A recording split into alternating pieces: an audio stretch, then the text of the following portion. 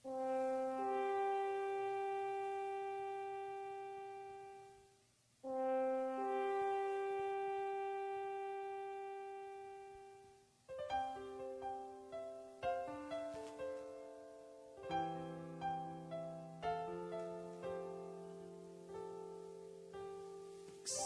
ng iyong mga mata, gumising na at magsaya. Kalimutan na ang problema, tayo na't magpuri kay Jesus. Buksan ang iyong mga mata, Gumising na at magsaya, kalimutan na ang problema. tayo na't magpuri sa Kanya.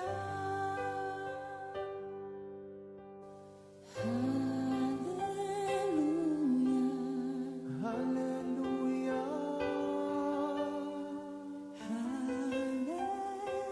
hallelujah, hallelujah,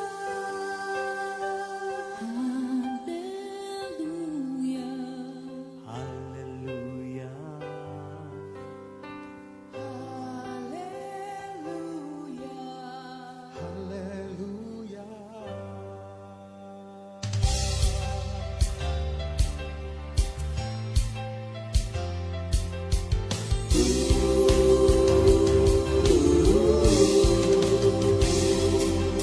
Buksan ang iyong mga mata, gumising na at magsaya.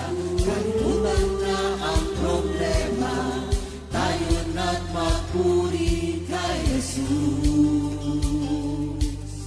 Buksan ang iyong mga mata, gumising na at magsaya. Kalimutan na ang problema, tayo na't magpuri sa Kanya. Hallelujah, hallelujah, hallelujah, hallelujah, hallelujah, hallelujah, hallelujah, hallelujah. Sa iyong mga mata, gumising na at magsaya.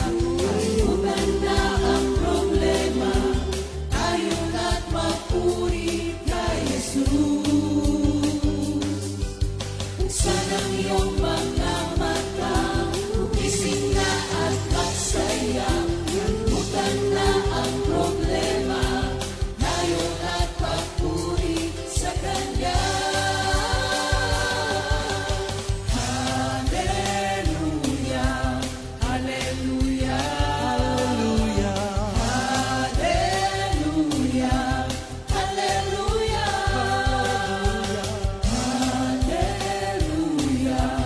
hallelujah, hallelujah, hallelujah.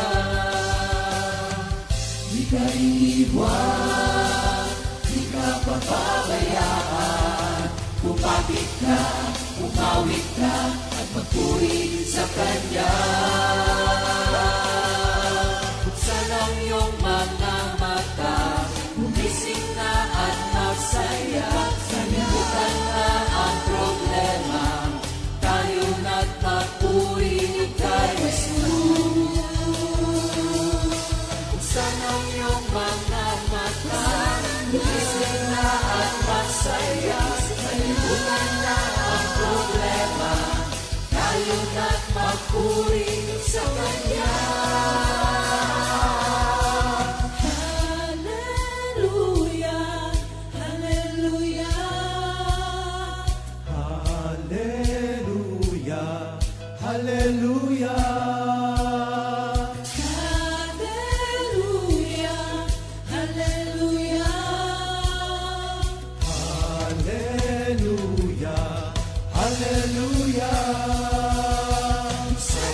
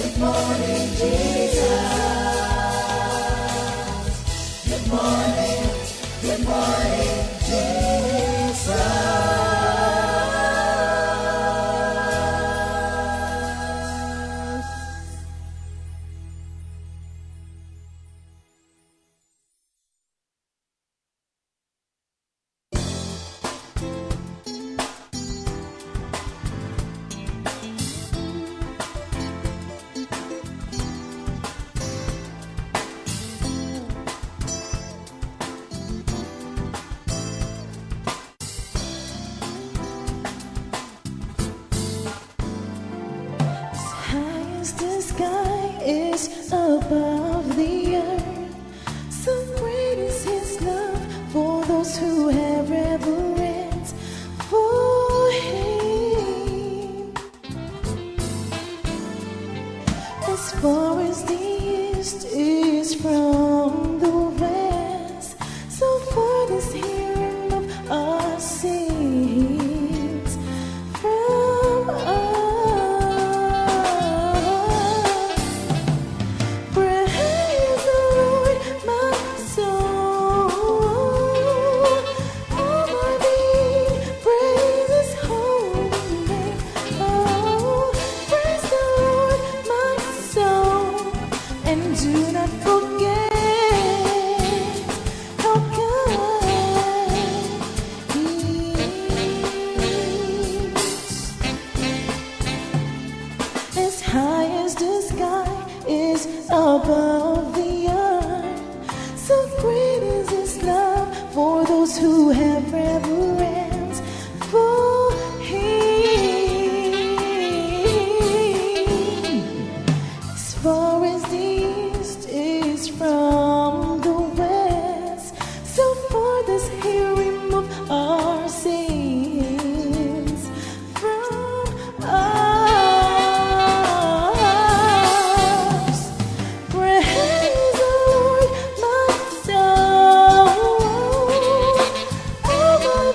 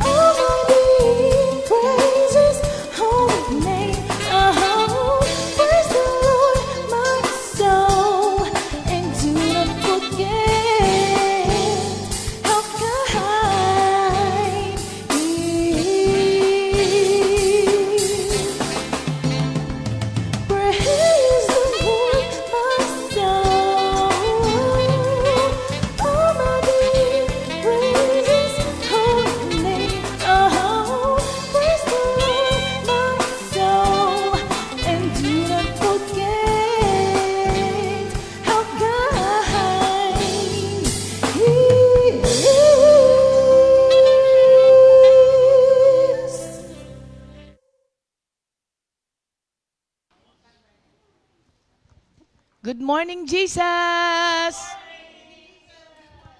Good morning. Hindi ako maka-high pitch.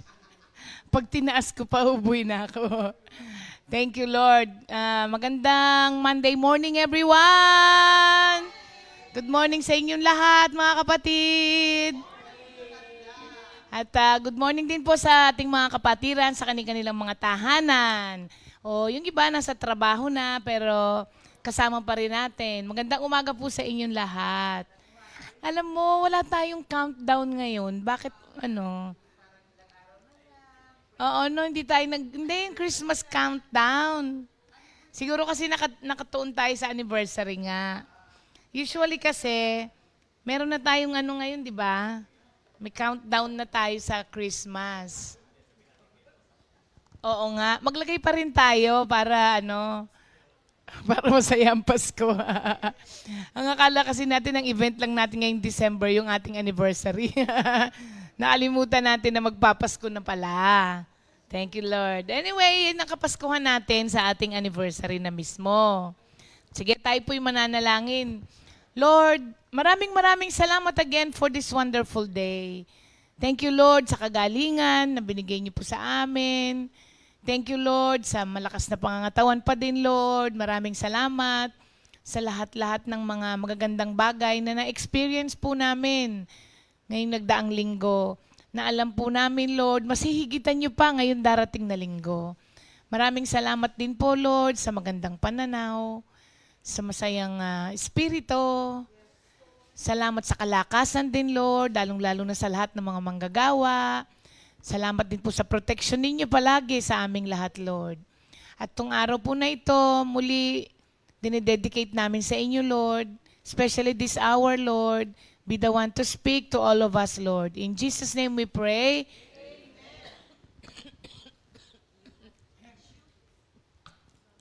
Meron ako. May baon ako. Thank you, Lord. Para po sa ating memory verse of the week. 2 Samuel 22:37. Ang nakalagay po, you enlarge my path under me, so my feet did not slip. Ulitin natin. 2 Samuel 22:37. You enlarged my path under me, so my feet did not slip. Thank you, Lord.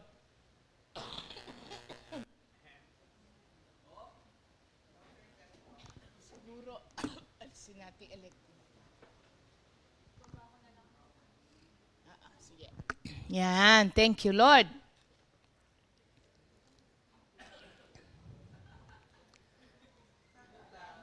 Sagutan kami. Pinalawak ni Lord yung ating daraanan, sabi nung para hindi ka matisod ba yan sa Tagalog? Madulas?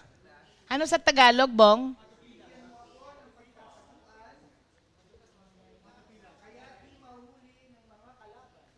Ah, talaga ba?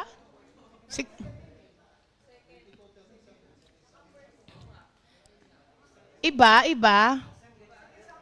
Iba sa Tagalog. Oo nga. Parang wala namang magtatago. Sabi rin, wala namang tago dito, no? Oo nga.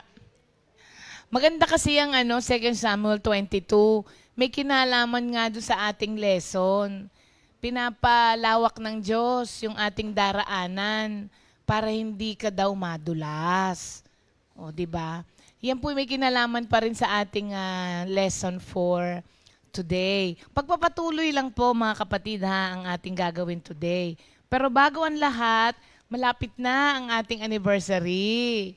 Ilang tulog na lang. Ano ba ang date ngayon? Ilang tulog na? 20? 13 days. Wala nang 2 weeks. Magkikita-kita na tayo. Kahapon, excited na rin naman ang lahat. Oo. Sabi ko, nung nagpunta nga ako na East, sabi ko, nalungkot ako pagdating ko. Sabi, bakit? Kasi 23 lang daw ang bayad sa East. Sabi kong ganon. Yung pinakamaraming tao. Sabi ko, bakit 23 lang? Yung pala, mga nagbayad pa kahapon. Oo, madami na din naman sila. Tapos nag-practice na sila kahapon. Excited na yung mga brothers. Kayo din? Oh, yung iba nga. Nagkakanda umayaw na sa daw susuot nila. Oo, diyan naman talaga magagaling tayo. May costume tayo, may bayad sa van, di ba? May kwarto tayo, may baon na. Pero hindi pa bayad sa entrance. Tapos pag malapit na, tsaka magbabayad. Oo. Thank you, Lord. Kahapon nga po pala, ay lumampas na tayo ng, Butch, lumampas na tayo ng 30, no? Lampas na ng 30 yung nag-buffet. So, meron na. Okay? Meron na po. Ha? Nagpalista. Mga kapatid, kailangan nyo pong magbayad na rin sa buffet po ninyo. Kung hindi man po kayo magbabayad, wala na pong urungan yun. Kasi, magpe-prepare sila ayon doon sa lista na binigay po natin. So, ganito po usapan natin, ha? Basta po kayo yung nakalista, good as paid na po yun, ha? Mga kapatid. Kaya, kahit po magbaon pa kayo, sisingilin pa rin kayo ng 450 dahil po nagpalista na kayo dun sa buffet. Marami na kasing mga iba, sabi nga naman nila, lalo na yung mga mag-check-in doon, kung may dala raw silang pagkain, baon, kinabukasan, malamig na. Hindi ba? Wala silang pag-iinitan nung baon nilang lunch. Nakakatawa rin kahapon. Akala nung iba, yung bayad na nila, may kasamang food ng breakfast, lunch, and dinner. Sabi ko, wala.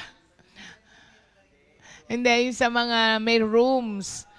Ang libre lang po sa mga may rooms ay breakfast for 2. Yan. So, lahat po ng kwarto may libreng 2 breakfast. Ayan. Yung iba, pwede na po kayong magbaon. Yung iba naman, pwedeng doon na po kayo. Siguro ang gawin na lang po natin para hindi na rin sa amin magbayad at mag-order. Kasi masyado ng madaming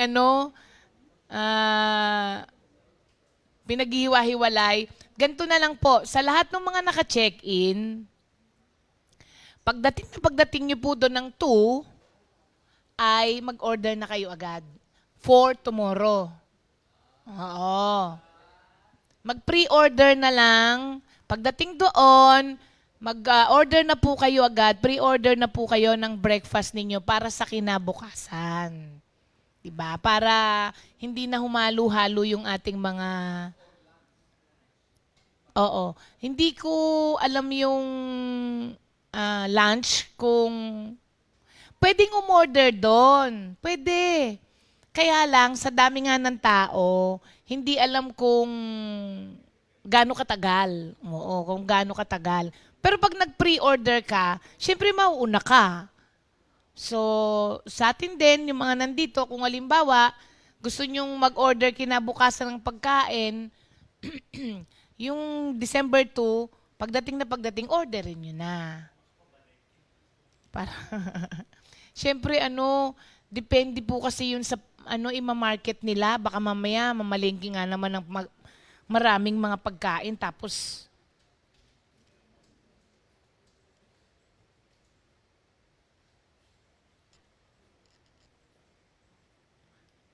ano po?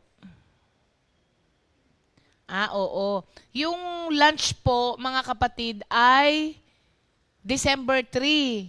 Yung buffet. Ngayon, sa lahat po ng naka-check-in, agahan nyo na yung punta doon. Di ba? Para makapicture-picture na kayo bago pumasok. Ay, hindi ko alam yan. Hindi ko po alam kung kayo magpapadeliver ng food, kung may corkage. Hindi ko po alam. Tatanungin na lang po, kasi pwede magbaon eh. Huwag na kayong magpa-deliver. Magbaon na lang. Bumili na kayo. Ewan ko lang. Sige, tatanungin po natin yan. Para doon sa mga gustong magpa-deliver. Sige po. Pwede naman. Natanungin. Oo, nililinaw lang.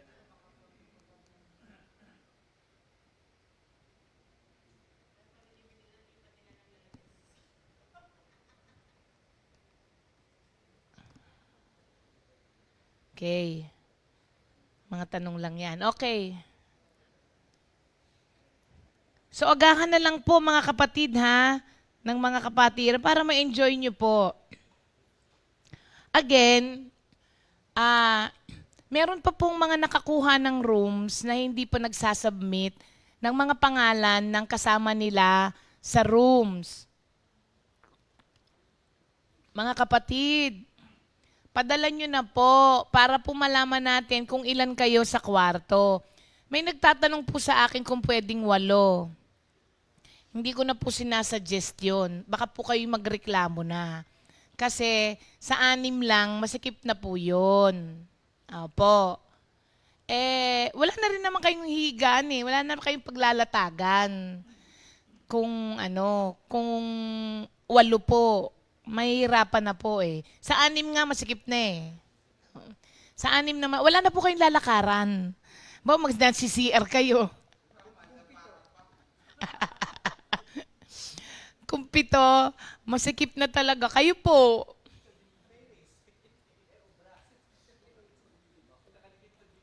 Sino ba yung mga kasama ko? Kasya ba? Oo, 6 lang. 6, no? Hindi pwede 8, no? 7 daw. Nakatayo. Sa beranda pwede. Sa beranda. Kung may beranda. Lahat pala may beranda. Oo, pwede. Sa bagay.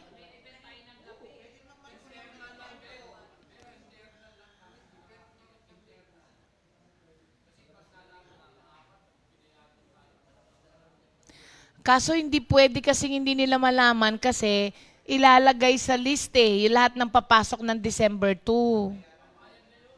Oo. Ayun lang po. Nasa sa inyo naman po siguro yon. Pero masikip na talaga po. Masikip. Pwede, sa beranda matulog. Oo. So, baka makalimutan nyo po, wala po kayong mga beddings po doon, ha? Magdadala po ng mga beddings, lahat, unan, kumot, higaan. Yung 2 meron. Sa double, yung 2 ulit meron. Sa double hanggang 4 ang may beddings. Pero sa mga queen, 2 lang po talaga ang meron. So the rest, wala na. Pwede kayang pabuksan muna to. Natutuyo yung ko. Diyan. Patayin na lang. Ayan. Ngayon lang naman. Okay. Sino po sa mga kapatiran natin ang hindi pa bayad? Ibig sabihin bayad na lahat? So abot na tayo ng 1,000. Sige, in Jesus' name. Aabot yan. Meron pa pong natitirang mga tents. Boats, ilan pa? 13. So may 6 pa pong tents na malaki.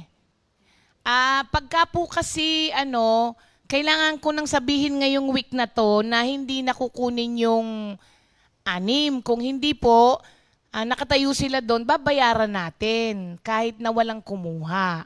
So, hanggang bukas, pagka po wala nang kumuha ng tent, na po, sasabihin ko na hanggang dito lang yung tent na kukunin. Oo. 3K.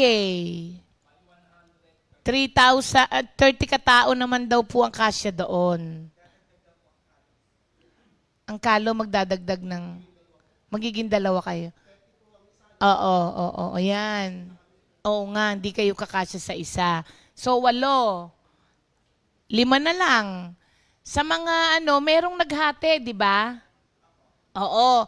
Yung iba po, nagsabi sila, pwede po ba pag merong nakihati, Ako po yung kahati nung sa tent. Ganun po yung gawin ninyo, mga kapatid.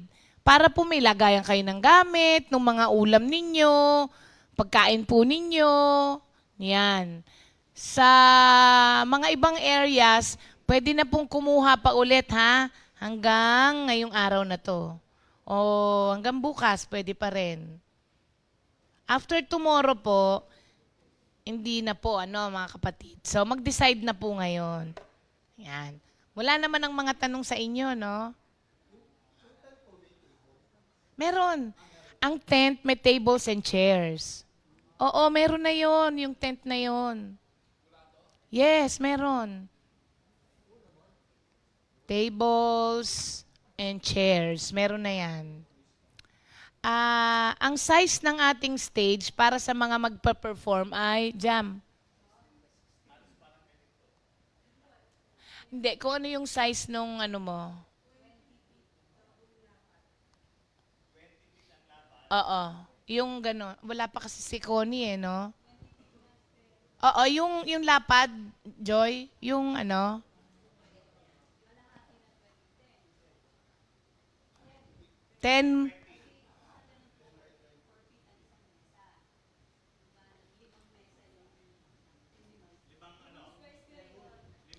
Kasali na yung idadagdag pa nila doon? Di ba nung pumunta tayo, 10 by 20 yon nung pumunta tayo? May isa pa daw na idadagdag. Oo nga. So ilan na yon pagka ganon? 10 by 24? Ganun ba yon? O mga ganun po. Ganyan ba yan?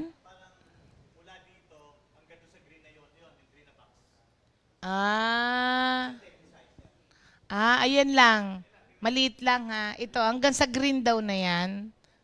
Tsaka hanggang dito sa dulo. Ayun lang, oo. Ayun lang ang stage. Oo. Magsabi po kayo kung malaking grupo kayo para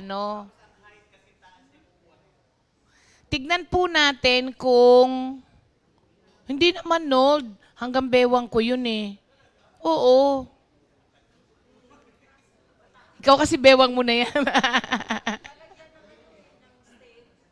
Lalagyan ng stair node Mas mataas dyan. So, titignan po natin kung kaya nating mag-leave ng space doon sa baba. Sa baba ng stage. Titignan natin kasi pagka umabot tayo ng 1,000, kailangan maipasok yung 1,000 na upuan.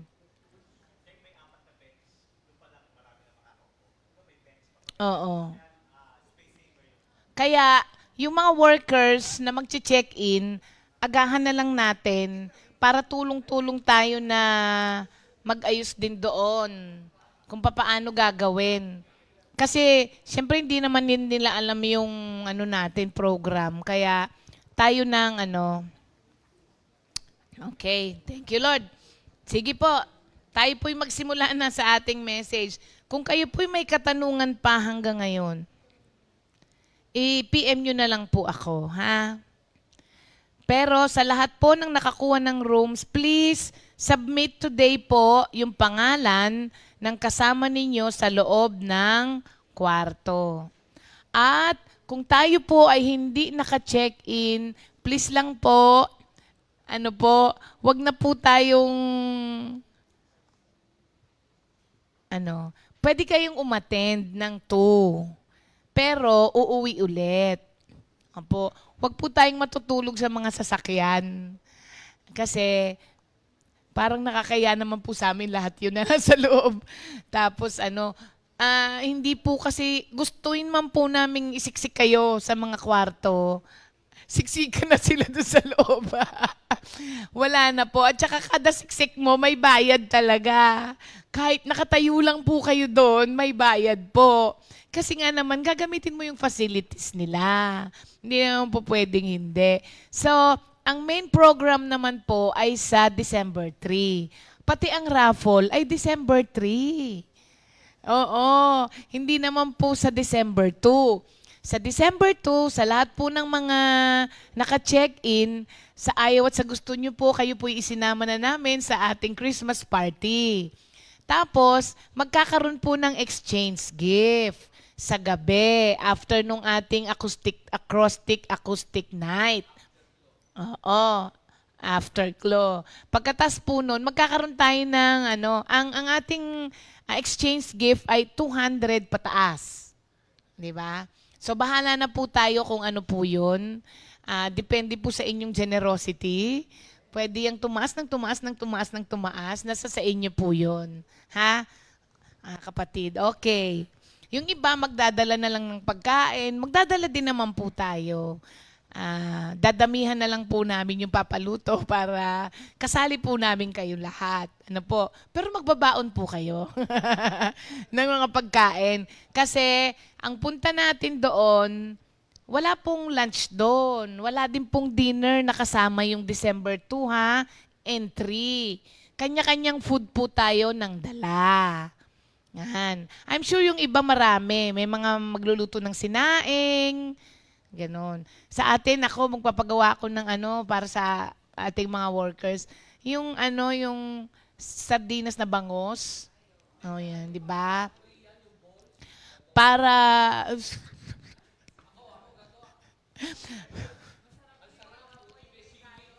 O, ikaw gumawa, sige.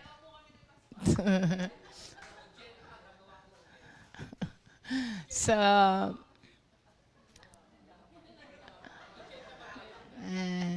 basta yung mga nakaisip, siyang gumawa. Tapos kung sino yung mag-agree kay pastor, kayo gumawa. Ayun. Oo. Kayo rin ang gagastos doon. Nandadamay na yung isa. Oh, ang bilis kasing sumagot. Nagsisituloy. Okay.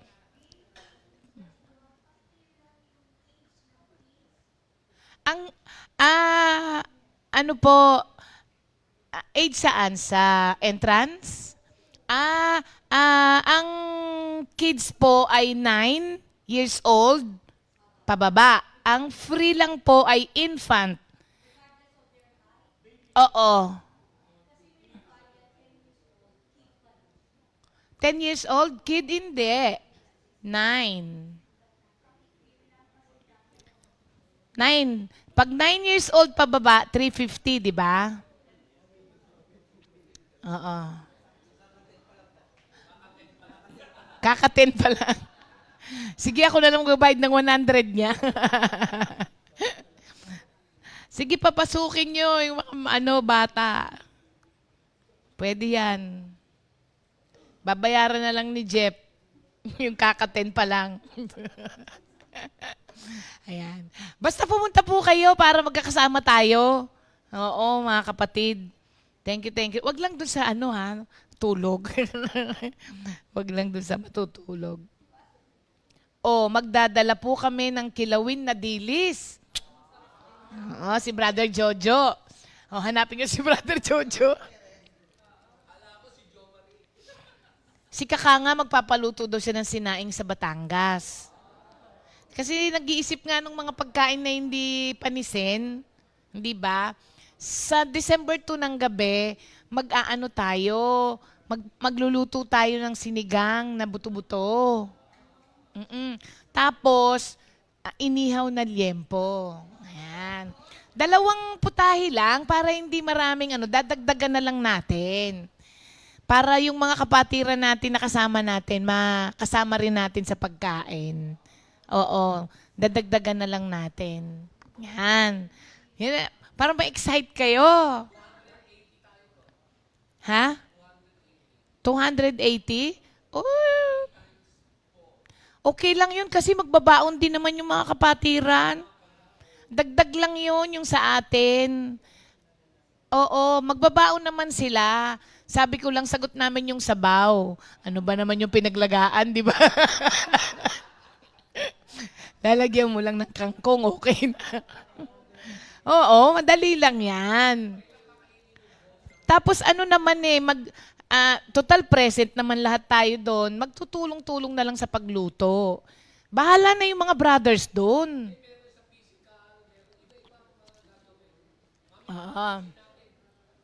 Tapos, sige mamaya na lang yung sa mga workers. So, umpisa na tayo mga kapatid.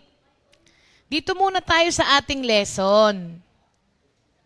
Sa lesson muna tayo. Alam ko kayo'y na-excite. At na-excite na rin po naman kami dito. Kaya yung iba, kitang-kita si rito, si Lazada, no?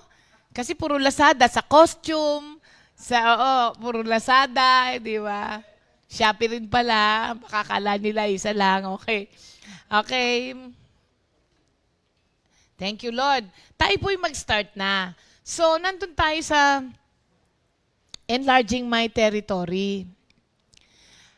Bakit nasabi na natin ito? Bakit tayo minsan takot magsabi at mag-pray na Lord, enlarge my territory? Di ba?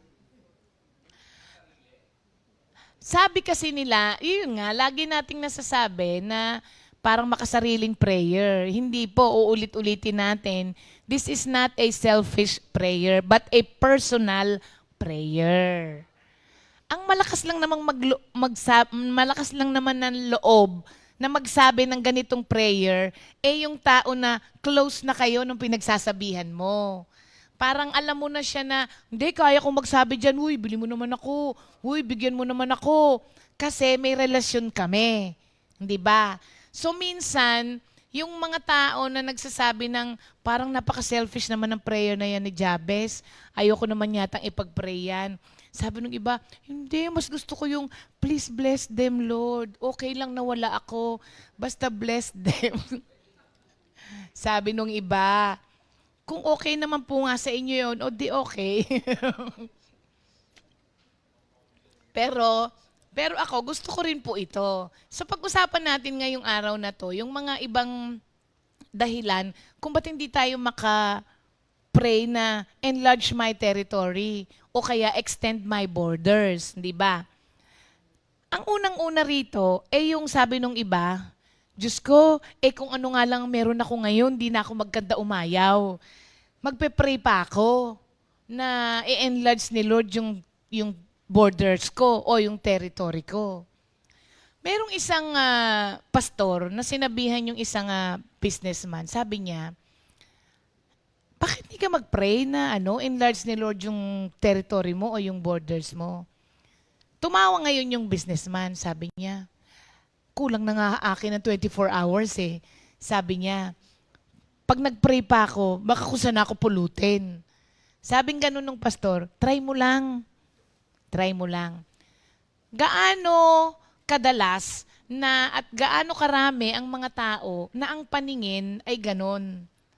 Na para bang, pagka nag-pray pa ako nito, ito nga, hindi na ako magkanda umayaw. Kasi, lagi nating sinasabi na every time na meron tayong ganung pananaw, para bang wala nang magagawa si Lord sa sitwasyon ko. Baka makadagdag pa, parang ganon. Anyway, itong businessman, tinake niya yung challenge nung isang pastor. Nag-pray siya. Tapos, after 2 weeks, nagkita sila ulit. Sabi ngayon nung pastor, kamusta? Sabi niya, tumawa. Sabi niya, hindi naman dinagdagan yung 24 hours ko. Sabi niya, may 24 hours pa rin ako. Pero, sabi niya, what a week? Sabi niya ganon. Sabi niya, para bang ang nangyari, naging master scheduler ko ang Diyos?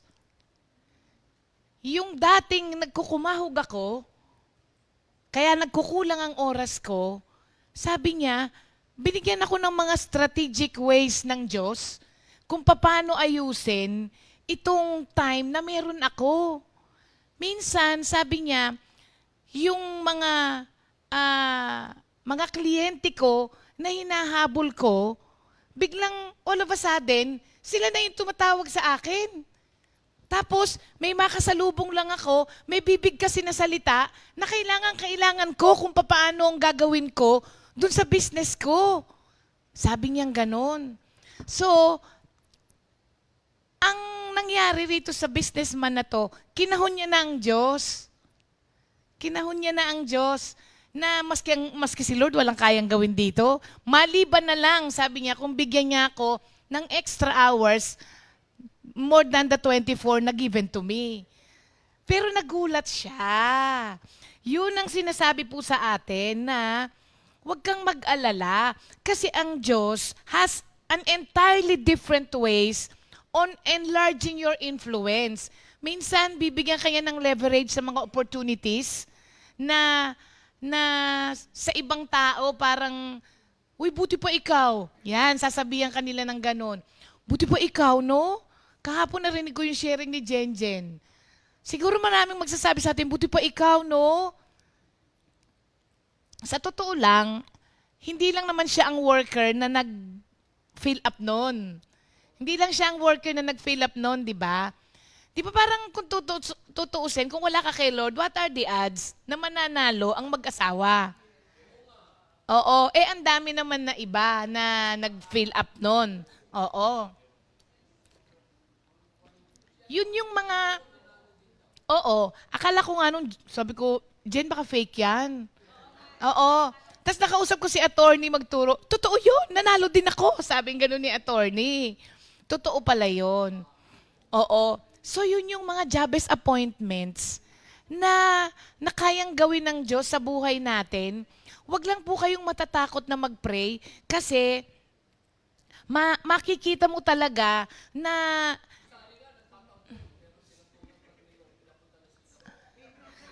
oo nga, si Sister Sally nga, nagtatampo kay Jenjen nung una. Sabi niya, Tari, ayaw ako isama ni Jenjen.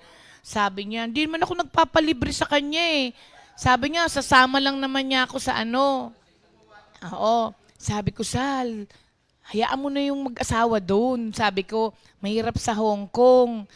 Kasi, puwera sa lakaran, pag nag-trend ka, ang tarik. Alam mo, nung kami nga nandoon, nagpapahinga kami sa kalagitnaan ng hagdanan. Kasi masyadong malalim yung kanilang subway. May mga station na higal ka talaga. Oo, hihingalin ka talaga sa taas nung ano. Oo. Tapos sabi niya, pwede naman nila akong iwan sa tabi, tapos balikan na lang nila ako. Sabi ko, ano to, Pilipinas?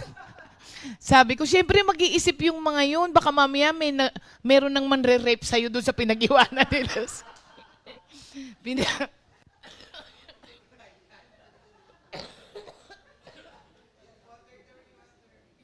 Bawal akong tumawa.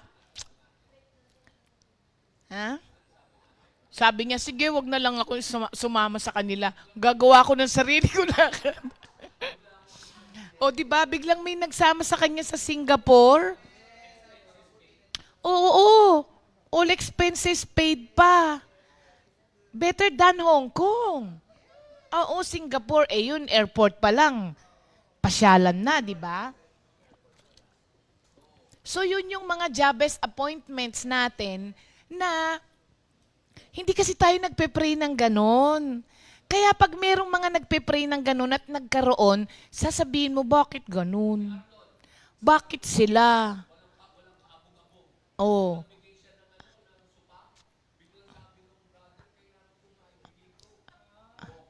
Oo nga naman. Kasi meron siyang sofa na inilagay dito sa ano natin. Nagkaroon ng bagong bahay si Roger, di ba? Oo, doon na nagpe-prayer meeting. Akala ko nga, sabi ko, sige, bilhin mo kay Arnold. Kasi kung ibebenta ni Arnold, okay lang kasi ano niya yun sofa set din naman niya yun. Binigay lang pala ni Arnold. O tapos, biglang may nagbigay naman sa kanya ng Bose speaker, isang set. Oo. Oh. So, makikita po natin, mga kapatid, na isa-isang nire-rearrange ng Diyos yung mga circumstances na nakapaligid sa'yo para gumalaw siya in favor of you. At ang Diyos lang ang pwedeng gumawa nun. Kasi kung kaya mong gawin yun, bakit hindi mo nagawa noon pa? So, ibig sabihin, hindi mo kayang gawin yun. Kaya ka nga namangha Kasi all of a sudden, biglang na-rearrange yung mga circumstances at mga opportunities, luminya papunta sa'yo. Hindi ba? So, parang naging master scheduler daw niya ang Diyos. Tapos, sabi niya, binigyan ako ng Diyos ng mga strategic ways on how to make every hour na binigyan ako yung yung effective ways ba kung paano gamitin ang bawat oras na ibinigay sa akin. So yun yung magiging job-best appointments, yung mga nakapaligid sa'yo at makikita mo na gumagalaw ang Diyos. Yung aming flight, walang kasamang baggage pala yun. Ang bibigat ng dala kasi nga malamig. Ang bibigat ng mga jacket kasi nga winter na. Sabi ni Ep, naku, Sister Ri, magdala na po kayo kasi nag-drop na po yung temperature. So last minute kami. Pero bago yon, sabing gano'n ni kailangan nyo pong lahat ng mga gustong extra baggage, magbayad po ng ganito. So sabi ko, sige, 20 kilos kaming dalawa ni Pastor. Kasi, nung tinimbang ko nakalagay 14, akala ko 14 pounds lang yung maleta ko, yung pala 14 kilos. So, ang nangyari, hindi ko nalaman yun agad. Buong akala ko talaga 14 pounds. Sabi ko, kung 14 pounds lang to, ilang pounds ang 20 kilos? 44 pounds ang 20 kilos. Ay, sobra-sobra na sa amin kako yung 20 kilos, kaming dalawa ni Pastor. So, 20 kilos lang kinuha ko. 20 kilos papunta, 20 kilos pauwi. Kako share na kami doon. Nagkamali. Yung sa amin. Ang ginawa niya, tig 20 kilos kami ng papunta, tig 20 kilos kami ng pabalik. Mahal din. Mahal din ng yung baggage na yun. Yun, siguro parang 2.5. Nung ibinigay na sa akin, pinababayaran ako, sabi ko, mali. Ang ginawa ko, isinend ko ulit yung conversation namin na nakalagay, 2 na kami dun sa 20 kilos. Ngayon, tinry niyang ipa-cancel. Hindi na daw pwedeng ipa-cancel. Pag pinakancel ko raw yung baggage, i-rebook na. Sabi ko, hala, ang laki ng babayaran ko. Sagot niya, di bale, kasalanan ko naman. Sagot ko na. O may tig 20 kilos kami papunta. Mabuti na lang. Nagkamali. Kung hindi, mapapamahal ako kasi over pala yung baggage namin. Sa 20 kilos each. Sa 20 kilos each nga, alam nyo, nagsobra. Mabuti na lang tour kami. Yung mga kasama namin, hindi naman namin kilala yung mga kasama namin, sabi, baka meron dyan sa inyo, kulang pa kami ng 35 kilos. Ayun, sabi ko, isang maleta ko, ipano ko na sa inyo. Oo, puro libre yung yung baggage. Mamaya pa yun. Oo.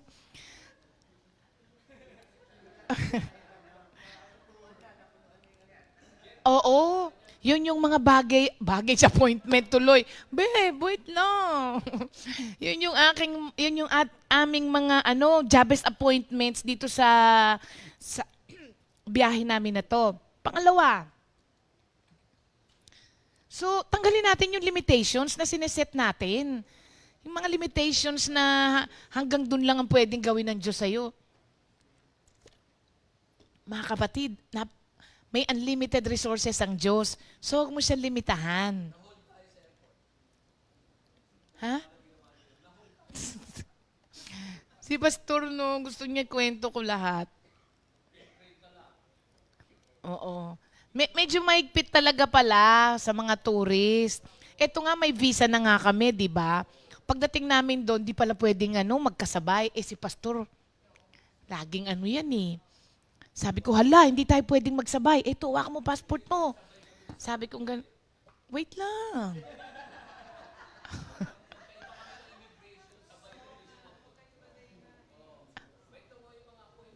Kinakwento mo na eh. Magkahiwalay ngayon kami. Tigi-tigisa kami ngayon nila Sister Odette. Biglang, follow me. Sabi sa kanila, una tinanong sila, where's your guide? Sabay pa sila ni Odette, gumanon, tumuro silang ganon sa may labas. Tapos, follow me. Sabi ko, hala. Sabi ko, dinala sila doon sa opisina. Sabi ko, naku, ako kaya. Nung una, pinatignan na ako, tapos pinaganyan na ako. Okay na ako. Sabi kong ganun. Tapos, sabi niya doon sa isang Pag sabi niya, follow me. Ako din. Sabi kong ganun. Nasa loob na kami. Mamaya, yung ibang kasama namin, sabay-sabay, nandoon kami lahat sa loob. Oo. Mga first-timers yung mga first-time travelers yung mga kasama namin. Sabi ko, okay lang yan, huwag kayong mag-alala, wala lang yan. Sabi kong ganun, naniniguro lang yan. Sabi ko kasi, iisang visang dala natin, tas isang listahan. Sabi ko, huwag ko kayong kakabahan, wala lang yan. Sabi kong ganun. Wala nga lang din. Wala lang din nga. Tapos parang, isa lang ang tinanong na anong gagawin nyo dito sa Korea, sinong kasama mo. Tapos wala na. Tapos nung lumabas na nga kami, sabi ko sa mga, tingnan nyo, sabi namin ganun sa kanila.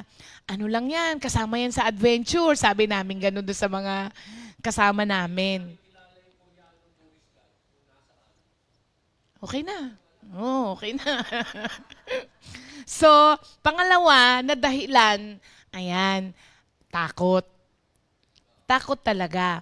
Napansin niyo po ba na every time na ang fear na salita o ang fear na topic sa Bible ay lumitaw, always, it has something to do with the people of Israel taking more grounds for themselves.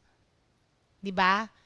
Kaya napakaraming pangako na I will be with you, do not fear, kasi every time na susulpot ang salitang takot, may kinalaman siya sa mas malawak na gawain na gustong ipagawa ng Diyos sa mga Israelita. Lagi siyang merong ganon, di ba?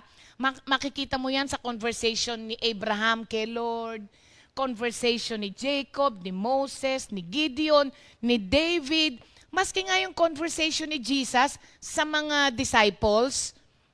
Kailan yung sinabi niyang, do not be afraid, I will be with you? After the resurrection, di ba?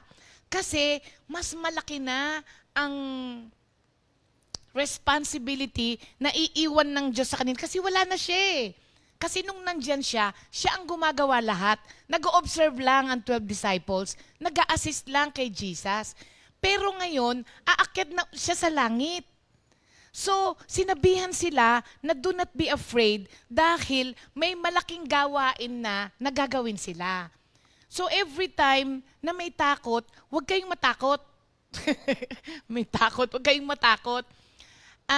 Yung fear na nararanasan natin every time na may pinapagawa ang Diyos, parang na yan, they go hand in hand. Kasi, panibagong to eh. Wala kang alam dito eh. Iba na siya eh. Hindi na siya kagaya nung nakasanayan mo ginagawa. Iba na to. So, natural, may kasamang takot. Kasi, yun yung sinasabi nating anxiety, fear of the unknown.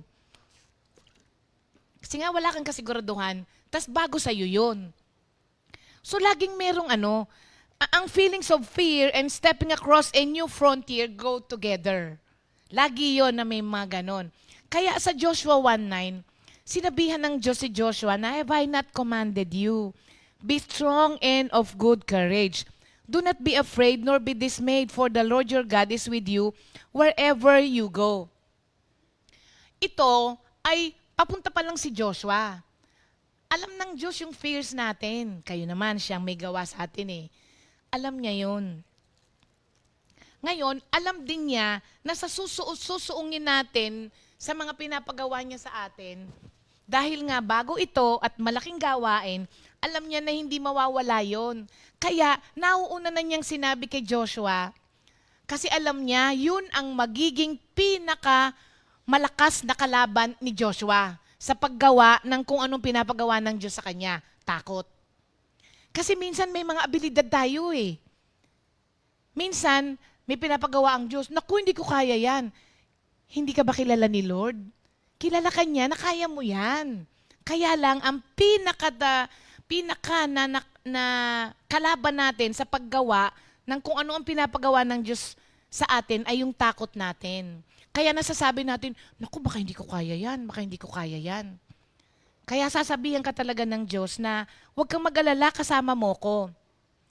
Pero kung mapapansin po ninyo, lahat ng fear na meron tayo pag may pinapagawa ang Diyos sa atin ay based palagi sa mga kasinungalingan.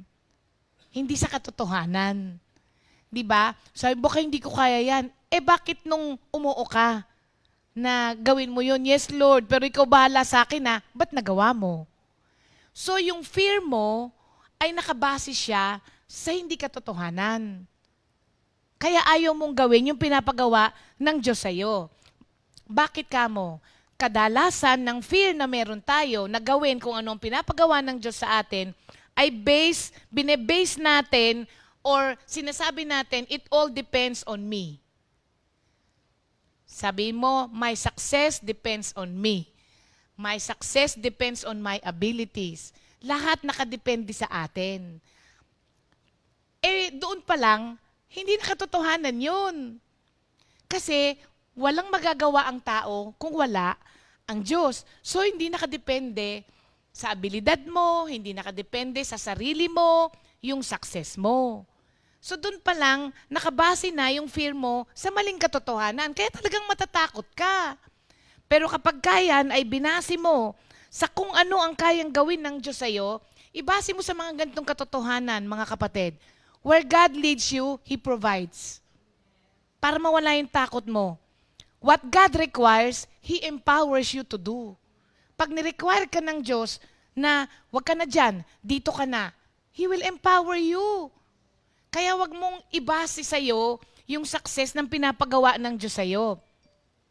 Tignan po ninyo mga kapatid, kapag ka nakabase na lang tayo lagi sa circumstances, di na tayo mag-move.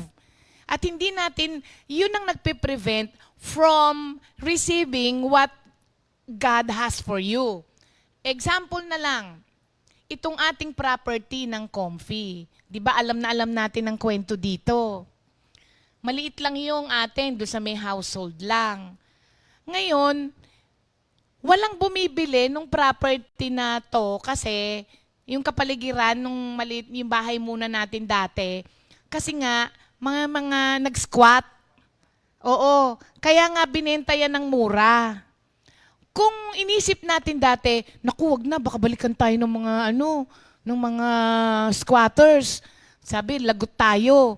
Kung naging ganon ang basihan ng mga unang magulang natin, wala tayong ganito ngayon. May takot. Oo, kung paandarin nga natin. Pero ang nangyari, hindi ba? Sabi ko nga sa inyo, wag mo ikakahon si Lord eh. Tingnan ninyo ang nangyari. Sino pa ang unang ginamit muna? The least you expected. Si Floy. 'Di ba? Ang ginawa, 'di ba lahat tayo noon naiinis kay Floy. 'Di ba? Kasi pasaway pag ganito. Pero ang nangyari, kinaibigan niya yung mga ang ginawa niya pala, itinatawid niya yung host ng Comfy. Doon sa squatter, binibigyan niya ng tubig. Naging kaibigan niya ngayon. Kaya nung ibinenta ng mura, si Floyd din ang ginamit para pumayag yung mga sa squatters na umalis. Kaya nagkaroon tayo po ng ganito. So, wag nating aakalain na tuwing may papagawa ang Diyos sa atin ay dahil magaling tayo. Kailangan lamang niya ng isang taong willing na sumunod kung ano yung pinapagawa niya para matupad kung ano yung plano niya. Kasi alam nyo, kahit maabilidad tayo, kung hindi ka rin naman willing na sumunod at magtiwala kay Lord, hindi ka na niya gagamitin. Kahit ikaw yung right person, hahanap siya ng iba. Total, whatever He requires, He empowers. So kahit sino, pwede. Kasi siya naman palang mag-empowers eh. Kailangan lamang niya, So, do not base, mga kapatid, your conclusions on how you feel. Isa pa yan. Ito pa yung isang fear. At common lie about fears that keeps us from receiving what God has for us. Sabi nung iba, pagka daw may naramdaman silang takot sa pinapagawa ng Diyos sa kanila, hindi daw kay Lord yun. Hindi na ngayon itutuloy. Parang wala yatang ganun. Wala man yatang nakalagay po na ganun, mga kapatid. So wag nating i-base yung mga conclusions natin sa damdamin natin. Paano kung lagi kang takot?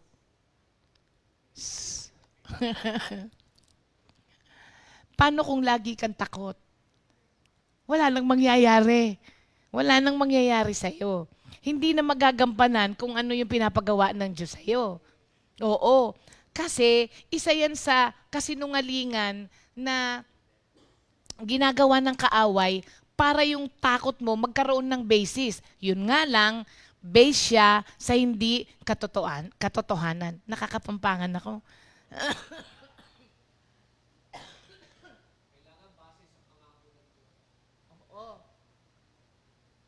Kaya, sobrang daming pangako sa do not be afraid.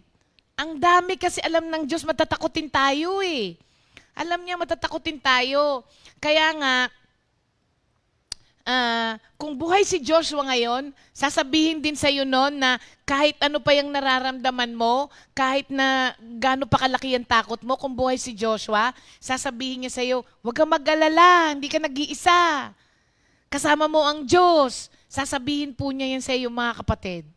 So, in spite po nung mga fears po natin, na nararamdaman natin, pagkaalam mo na yan ay pinapagawa ng Diyos sa'yo, take a big step. Kahit na natatakot ka, humakbang ka. Humakbang ka, kapatid. Meron bang taong hindi takot sa bangin? Lahat tayo takot dyan dahil pagkagumanyan. Pero dahil alam mo na sa kabilang ibayo ay nandoon yung sagot sa panalangin mo, tatawirin mo yon. Yun nga lang, walang tumatawid sa bangin na nakukuha ng 2 step lang. Malawak yung ano nun. So, kahit takot ka, tatawirin mo kasi alam mo, nasa kabila yung hinahangad mo. So, ganun din po yan sa pag may pinapagawa ang Diyos sa atin. So, anong takot ang nagpapastop sa iyo ngayon from doing what God wants you to do? At anong kasinungalingan ang nag-feed dun sa fear mo? Alamin mo. Alamin mo para makagalaw ka. So, do not be afraid and take a big step. Sabi sa 2 Timothy 1:7, for God has not given us a spirit of fear, but of power and of love and of a sound mind. Yan. Ang katapangan ng mga Kristiyano ay si Kristo. Pangatlo, dito, madalas tayo ritong ayaw umalis. Kung bakit ayaw nating mag-pray na enlarge my border or territory, comfort zone. Ayan. Yung ating comfort zone. Merong mga missionaries from New York na tinanong, ba't ba ayaw niyong mag-pray na enlarge ni Lord yung territory niyo? Sabi niya, kasi pagka nag-pray ka na ganun, baka mamaya ipadala kami ni Lord sa Africa. Ngayon, may branch yun dun sa Africa. Tinanong ngayon yung mga missionaries din nila sa Africa. Sabi niya ganun, bakit ba ayaw niyong mag-pray na na enlarge your territory? Sabi nung taga-Africa, kasi pag nag-pray kami, baka padala kami sa New York. Nakakatakot doon. So parehas yung mga nararamdaman nila na takot. Alam niyo mga kapatid, lahat po tayo very cautious of getting out of our comfort zone. Kasi every comfort zone ay merong rest na ino-offer sa atin and security. Kaya ayaw natin siyang alisin. Kaya ayaw nating umalis yan. Every comfort zone na meron tayo, ay doon tayo nakakapahinga. Di ba? Doon tayo may seguridad. Okay na, matagal na panahon na okay ako dito, ba't mo ko aalisin dito? Di ba? Ganun ang sinasabi natin. Pero kung mapapansin ninyo, when it comes to comfort zone, ay para siyang fluid. Ano yung sinasabi ko? Anong ibig sabihin ko na fluid na ito? May comfort zone ka, may rest ka, stable ka, secured ka sa kinalalagyan mo. Until may ipakita ang Diyos sa iyo ng isang mountain to take. Yung comfort zone mo, papasok siya sa discomfort. Kasi papasok yung fear. Hindi ba? Papasok yung anxiety. Hala, anong mangyayari sa akin? Kapag hindi ko yata kakayanin yun, never ko pang ginawa yan. Lord, sigurado ka ba? Ako ba talaga? Pero sa awat grasya ng Diyos, tinake mo yung challenge na yun. Pumasok ka ngayon dun sa discomfort. Pinasukan mo pa rin, tumuloy ka pa rin dun sa discomfort zone. Pagdating mo dun sa discomfort zone, ay kaya pala. Papasok ka ulit ngayon sa comfort zone. Nakuha ba natin? Kasi dahil sa ginawa mo yung mas malaking trabaho na dating naging discomfort, naging comfort zone mo ngayon siya. Mas malaki nga lang kesa dun sa dati mo. Tapos, you will find rest again, you will find security again, kasi doable naman pala. Pwede naman pala. Wala naman palang basihan yung takot ko. Ba't ba ako natakot nung una? Babalik ka ulit ngayon sa comfort. Tapos may papagawa na naman sa iyo ang Diyos na mas malaki. Babalik ka na naman sa discomfort. Kasi, panibago na naman to. Mas malaki kesa dito. Tapos, pag gumo ka, yung discomfort na yon, babalik na naman siya sa comfort. Kaya fluid siya. Ang nangyayari lang, palaki ng palaki yung discomfort mo at saka palaki rin ng palaki yung comfort zone mo. Pero may natutunan ka na hindi pala masamang umalis sa comfort zone. Na minsan, kailangan mo palang umalis sa comfort zone mo. Kasi madumi na yung tubig na kinalalagyan mo. Kaya yung growth mo, di ba yung sa mga isda? Kaya yung growth mo nahahamper kasi polluted na pala yung maliit na para sa'yo. Kahit isda, halaman, nung maliit ka, okay yun. Malawak yung nilalanguyan mo sa bilog na bolang kristal, hindi ba? Pero habang lumalaki ka, tumatagal, sumisikip na sa'yo yung dating malaki na yon. Ngayon gusto ng Diyos na ilipat ka sa aquarium. Naku, nakakatakot na dyan. Kasi may mga dahon na gumaganyan-ganyan. Ay, ano ba yung mga gumagalaw-galaw na yan, di ba? Kung tutuusin, parang sa bolang kristal ko, wala. Clear lang doon. Kasi parang bolang kristal yung maliit na Oo. So nakita po ninyo, kapag hindi natin nilampasan yung takot natin na yun at di tayo umalis sa comfort zone natin, magiging stagnant na yung growth natin. Kaya minsan sabi ng mga iba, ba't kaya ganun, no? Dinala ko lang kay Lord yan, tas naungusan pa ako. Bakit nga ba? Hindi ba? Bakit nga ba? Baka mamaya, ang dami na palang mga opportunities na pinresent sa atin ng Diyos to get out of your comfort zone. Pero, ayoko Lord, okay na ako dito. Kahit na konti lang blessing ko, okay na ako dito. Tapos, nung napag-iwanan ka na ng lahat ng tao, biglang naiinggit ka na, may mga regrets ka na, pagsisisi na, di ba? Sa Joshua 14:12-13, alam nyo, magandang story tong kay Caleb. Si Caleb at saka si Joshua ay magkasama. Nung time na nag-aalat na si Joshua ng mga properties o ng mga land na promised sa bawat Israelites, si Caleb, wala pa yung kanya. Kasi hindi pa sila umaabot doon. So, sabi ni Caleb, nagpaalam siya kay Joshua. Hindi, wala na si Moses noon. Nasa promised land na sila noon eh. Nasa promised land na sila. Si Joshua ang pumalit eh. So, sabi niya, pwede bang yung pangakong land sa akin, sabi niya, ipurso ko na. Habang busy ka pa na nag-aalat ng mga land dun sa ano. Kasi pinangako naman ni Lord sa akin yun. Pinayagan siya. So, hindi siya nakontento na dun lang siya sa maliit. Oo, kaya nga siya yung alam nyo ba na no wonder siya yung the greatest warrior, si Caleb. And sa date na to, nung nagpaalam siya kay Joshua na ako na ang atake doon, i-conquer ko na yung land na yun. 80 years old na sila parehas. Oo, 80 na silang parehas ni Joshua. 80, lumalaban pa. Kung tutuusin, 80 years old ka na, makontento na lang. Doon sa nandun, okay na eh. Man, ano ba naman gagawin mo sa 80? Pero kasi pinangako sa kanya yun ni Lord eh. Alam niya yun. Alam niya kung ano yung kanya. So hindi niya pinayagan na yung edad ay maging dahilan para hindi niya makuha kung ano yung kanya talaga. Pinangako ng Diyos sa kanya yon. Kaya ang ginawa niya, sinugod niya. Nanalo siya. Nakuha niya yung property na parang na talaga sa kanya. So, makikita natin dito, nire-remind tayo ni Caleb ng isang importanteng katotohanan tungkol sa comfort zone. Na if you want to claim God's best for you, don't plan on spending too much time in your present comfort zone.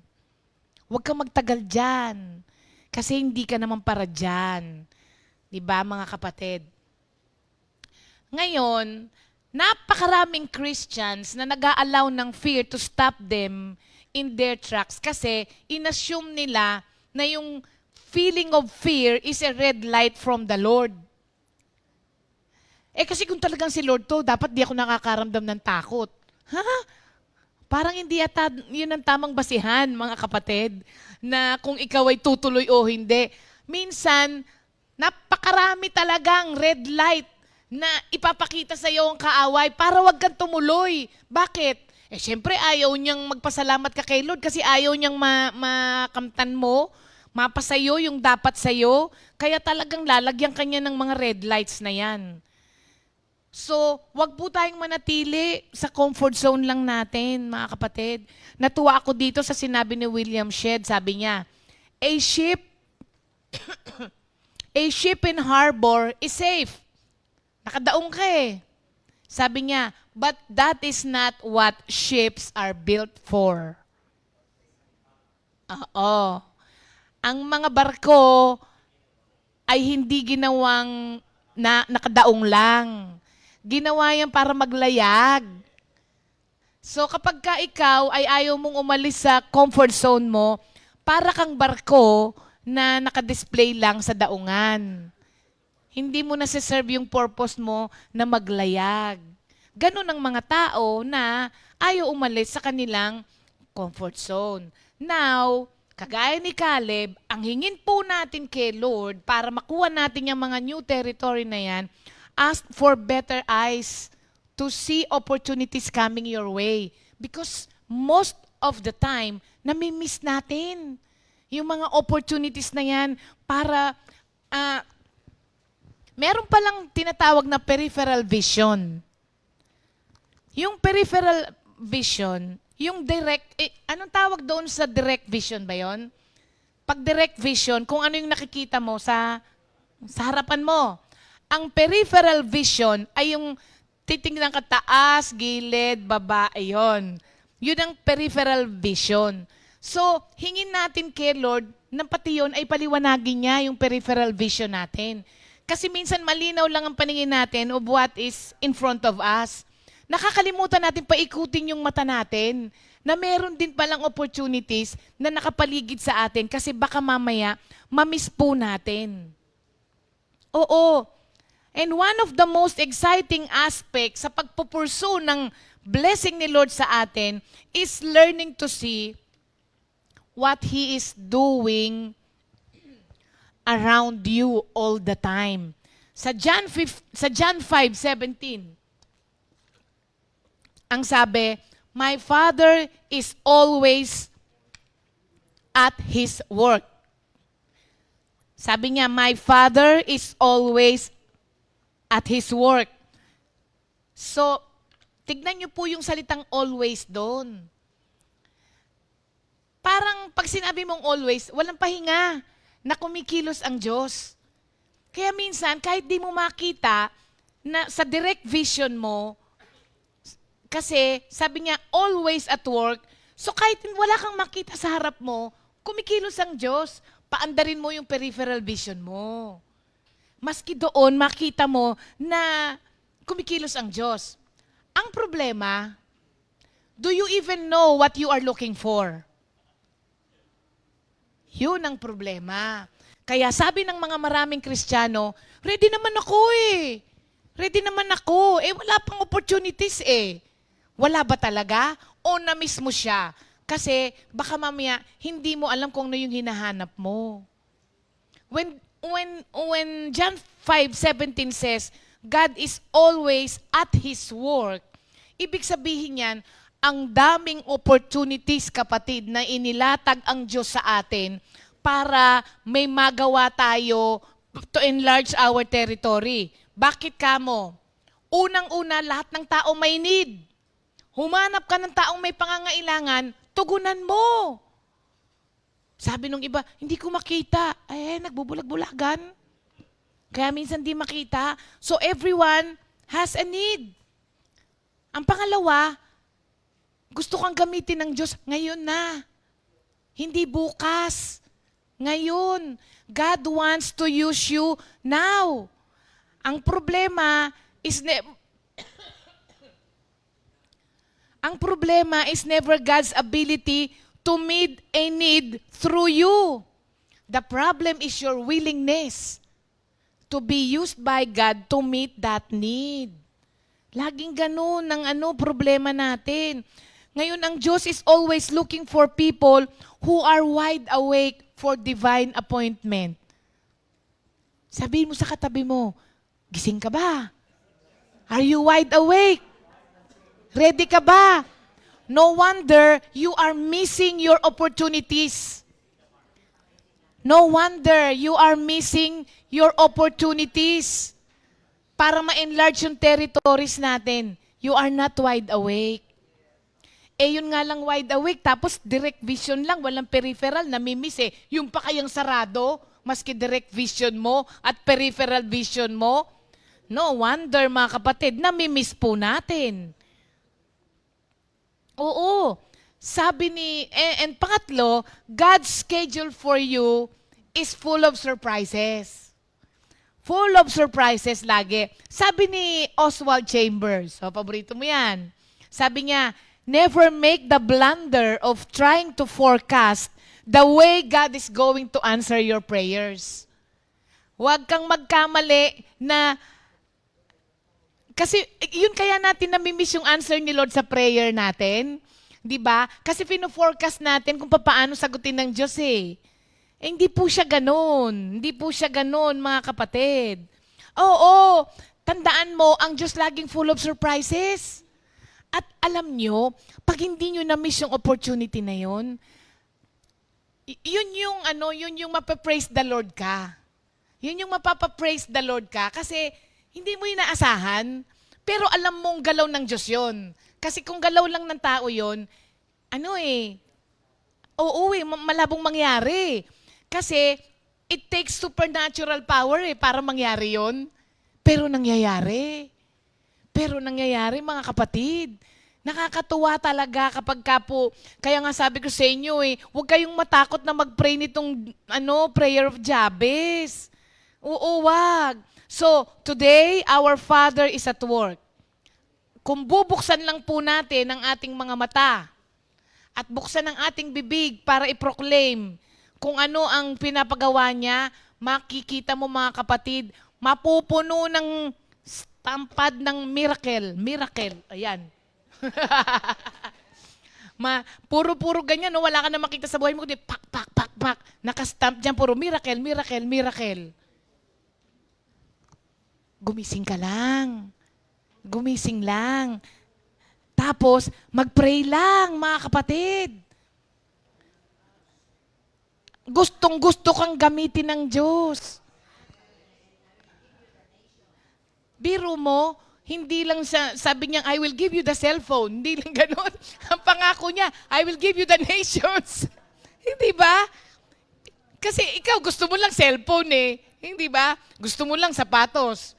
Hindi eh. Ang Diyos gusto niya, nasyon ang ibigay sa'yo. Pero, are you wide awake? Are you ready? Yon.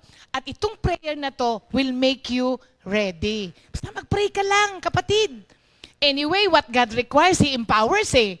So, pray lang. Desire mo lang yon at makikita mo. Makikita mo. Faith expects from God what is beyond all expectation. Ang faith niyo po ba'y umaandar pa? O kinakalawang na? Meron palang kinakalawang na faith, no? Meron. Yung dating faith na sugod ng sugod, ngayon medyo, teka muna. Yan, rusty na. Rusty faith. Ba? May bago tayo ngayon, ha? Baka mamaya yung faith natin kinakalawang na. Kagaya nitong anniversary natin. Parang may mga nariringgan ako na kinakalawang ang pananampalataya. Napakaliit na halaga, kapatid. Tapos sasabihin mo, hindi ka makapunta. Nako, baka kinakalawang na ang pananampalataya natin. Matuto po tayo kay Jabez. Amen. Thank you, Lord. Para po sa ating mga may birthday, si Sister Feli Alaray, si Nanay Feli, ay 90 years old Ngayon pa lang pala birthday niya. Oo, pinakain niya lahat kami kahapon sa East. Oo, 90 years old. Sabi niya, ang dami ko nang dinaanan. Inisa-isa niya. Na-opera ako sa ganito, nabanlian ako sa likod, nadulas daw siya ng 17 times. Oo, bilang na bilang niya. 14 lang ba? Oh, 14 times. Basagan tiles. Kaya sabi niya, dami kong dapat ipagpasalamat. Tapos 90, ang pinapasalamat niya, above all, 90 years old, nakaka-outreach pa siya. Yun ang kahapon, oo. Doon daw siya pinaka-grateful kay Lord. 90 years old, sabi niya, nakaka-outreach ako at ang isa pa, nakaka-memorize pa ako ng Word of God. Yon. Above all, yung dalawang yun, ang nagpapasalamat daw siya. At 90 years old, nag-outreach at na-memorize pa. And happy birthday also kay Sister Mimi Solidad. Sister ang kambal na si Sister Karen at Sister Catherine Beltran and Olar. Brother Jeffrey Kawilan, Brother John Paul Hernandez, and Brother Ivan Sahol. Si Brother Vance ba yan, Jeff? Anak. Okay. Happy birthday po sa inyong lahat, mga kapatid.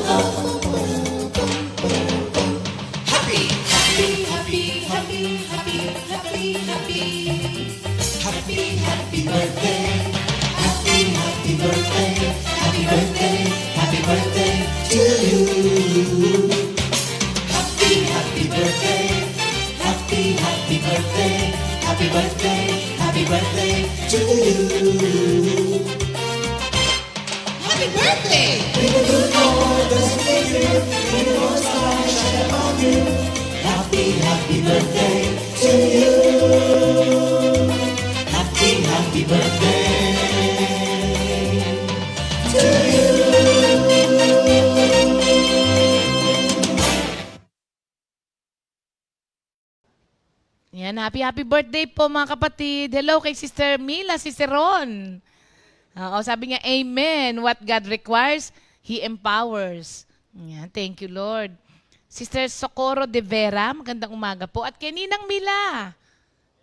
Thank you, Lord. Mukhang nag-enjoy si Ninang doon, ha. Si Doc pauwi na, no? And for our repeat new song of the week, How Good It Is to Give Thanks to You, O Lord, composed by Sister Connie Caudilia. God bless you, mga kapatid, and do not forget, open your eyes.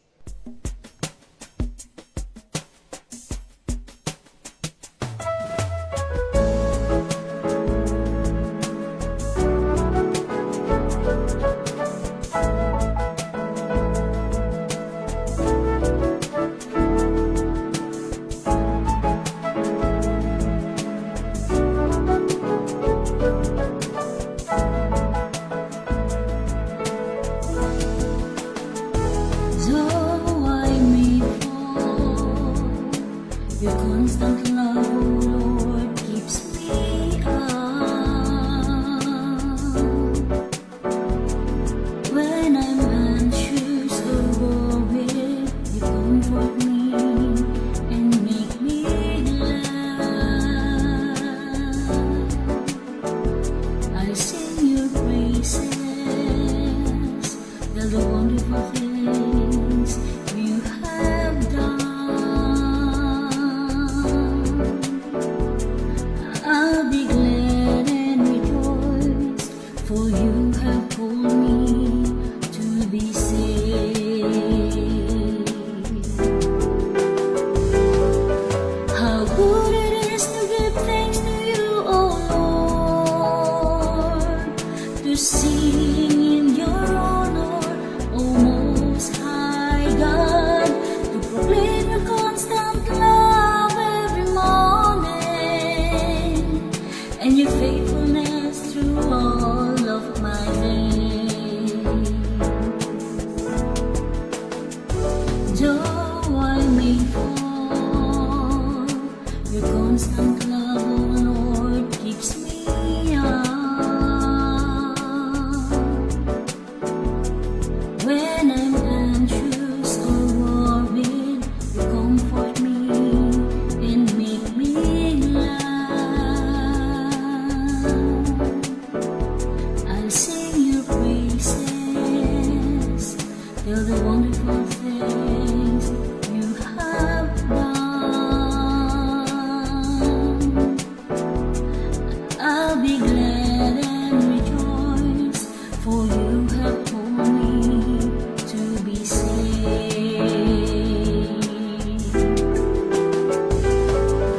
How good it is to give thanks to you, O Lord, to sing in your honor, O Most High God, to proclaim your constant love every morning,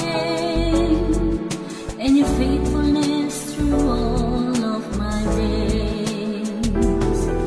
How good it is to give thanks to you, O Lord, to sing in your honor, O Most High God, to proclaim your constant love every morning, and your faithfulness through all of my days. How good it is to give thanks to you, O Lord, to sing in your honor, O Most High God. I will come before you with thanksgiving and sing joyful songs of praise.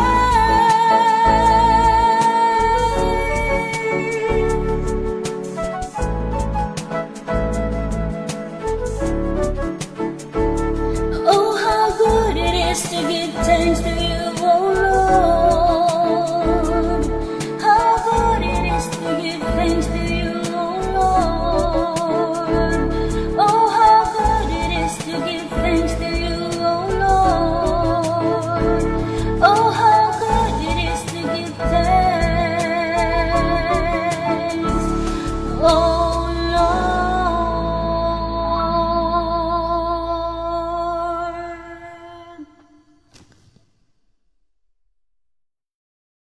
Second Timothy 2:2. Hallelujah. Second Timothy 2:2. Praise the Lord. Second Timothy 2:2. You and me, let us proclaim the gospel. Second Timothy 2:2. Hallelujah. Second Timothy 2:2. Praise the Lord. Second Timothy 2:2. You and me, let us proclaim the